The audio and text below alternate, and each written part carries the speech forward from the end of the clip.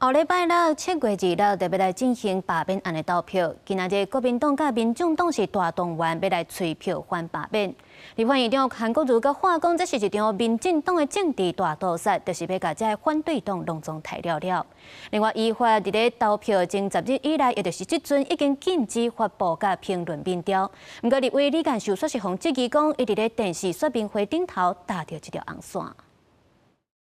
谢谢大家，大家早安。7月2日罢免投票选前的礼拜四啊，国民党立委启动区域联防，新北市长侯友宜，抑个连旧年反罢免成功的基隆市长谢国良，也拢出现了小天。不过，李干秀洪质疑将一天的电视说明会，艺术伫民调禁制期偷搭红线，伊赶紧背回。你昨天是说可以看到数份民调反恶霸是主流民意，因为提到这个，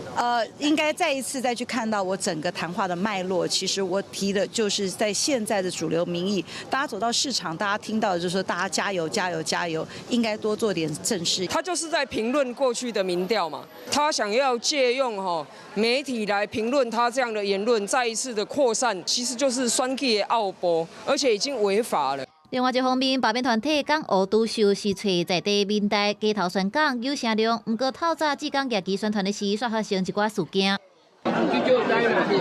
帮我拿去嘛！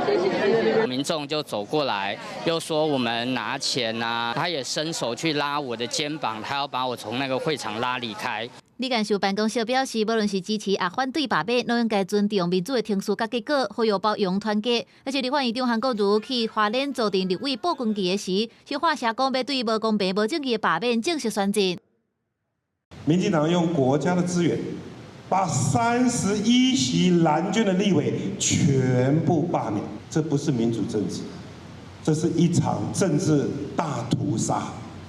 把反对党全部杀光光。那为面对罢免，民众党主席黄国昌也投入反罢免，假做是南北合作，也那针对要伫8月23投票的核三中起公投，中山会5场电视发表会也辩论会，民众党表示已经邀请合适的董事长董祖贤担任正方代表。 虽然担任民进党智库的副董事长，虽然也获赖清德总统邀请到总统府里面担任有关于委员会重要的成员，那我亲自邀请了童子贤董事长担任其中的一个最后一棒、最重要的代表。童董事长犹豫都没有犹豫，马上就欣然答应了。那被正做正方，除了董祖贤甲黄国昌，佮包含国民党的立委洪晓玲，晓玲留言将记者创办人黄树修。 也有清大特聘教授叶宗光，也那反方的辩论人选，行政院宣布会由能源检讨办公室副执行长林祖伦，也有台电公司董事长詹文生来出任。公司新闻采访报道。